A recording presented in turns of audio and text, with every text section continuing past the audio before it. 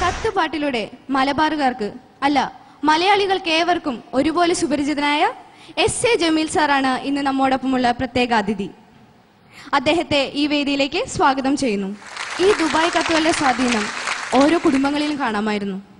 ഗൾഫിൽ പോയി വർഷങ്ങളായി തിരിച്ചു വരാത്ത ഭർത്താക്കന്മാർ ഈ പാട്ട് കേട്ട് തിരിച്ചു വന്ന ചരിത്രം പോലുമുണ്ട്.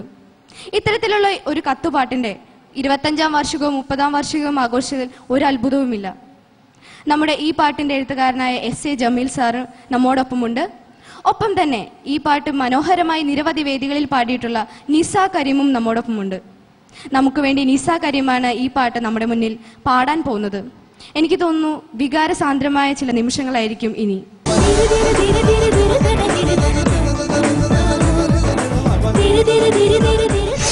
ചേച്ചി ഏത് സോങ് ആണ് പാടാൻ പോകുന്നത്?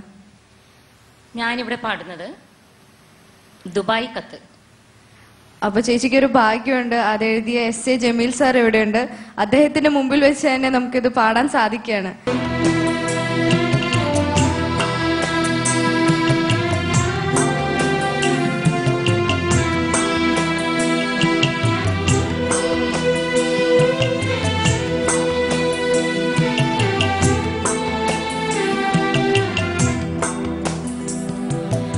എത്രയും ബഹുമാനപ്പെട്ട എൻ്റെ പ്രിയ ഭർത്താവ് വായിക്കുവാൻ സ്വന്തം ഭാര്യ എഴുതുന്നതെന്തെന്നാലേറെ പീരേശത്തിൽ ചൊല്ലിയിടുന്നു വസ്സലാം. ഞങ്ങൾക്കെല്ലാം സുഖമാണിവിടെ എന്നു തന്നെ എഴുതിയിടട്ടെ. മറുനാട്ടിൽ നിങ്ങൾക്കുമതിലേറെ ക്ഷേമമാണെന്ന് കരുതി സന്തോഷിക്കട്ടെ.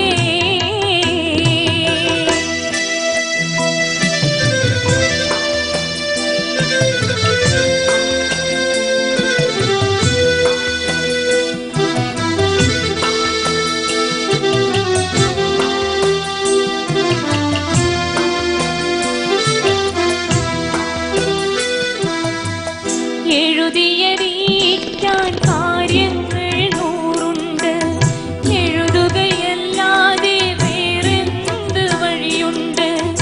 എന്മിഴികൾ തൂകും കണ്ണുനീരതു കണ്ട് എൻ കരൾ വേദന കാണുവാനാരുണ്ട്.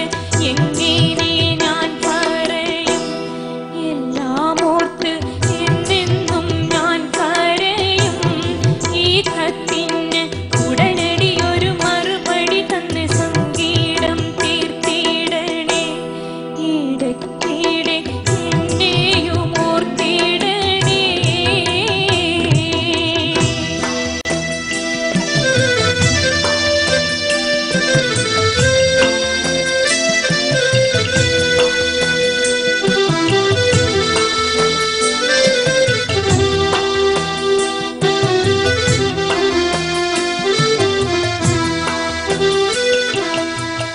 മധുവിധു നാളുകൾ മനസ്സിൽ കഴിയുന്നു, മദനക്കിനാവുകൾ മാറോടണയ്ക്കുന്നു.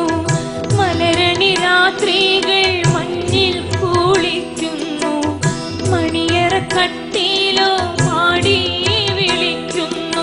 എങ്ങനെ ഞാൻ ഉറങ്ങും കിടന്നാലും എങ്ങനെ ഉറക്കം വരും? ഉറഞ്ഞാലും മധു പകർന്നിടും പുതു പുതു സ്വപ്നം കണ്ട് ഞെട്ടിയുണരും. തലയിണ കൊണ്ട് കെട്ടിപ്പുണരും.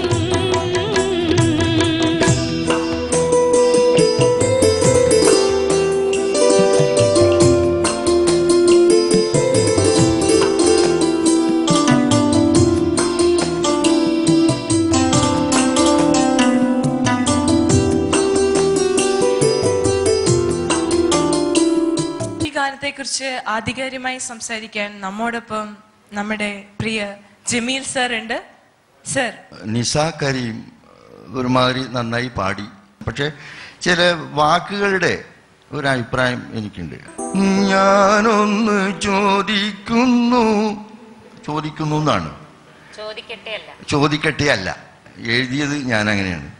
ഞാനൊന്ന് ചോദിക്കുന്നു, ഈ കോലത്തിൽ എന്തിന് സമ്പാദിക്കുന്നു. എല്ലാവർക്കും ഇഷ്ടപ്പെട്ടെന്ന് തോന്നുന്നു. നന്നായി വരട്ടെ. ഞാൻ അനുഗ്രഹിക്കുന്നു, ആശീർവദിക്കുന്നു. പടച്ചോന്റെ അനുഗ്രഹം ഉണ്ടാകട്ടെ. ഒരുപാട് സന്തോഷമുണ്ട് സർ. സാറ് എഴുതിയ പാട്ട് സാറിന്റെ മുമ്പിൽ തന്നെ പാടി അതിന്റെ അഭിപ്രായം സാർ പറഞ്ഞു. ഒരുപാട് സന്തോഷം. ഞങ്ങൾക്ക് എല്ലാവർക്കും പറഞ്ഞറിയിക്കാൻ സാധിക്കാത്ത അത്രയും സന്തോഷമുണ്ട് സർ. Thank you.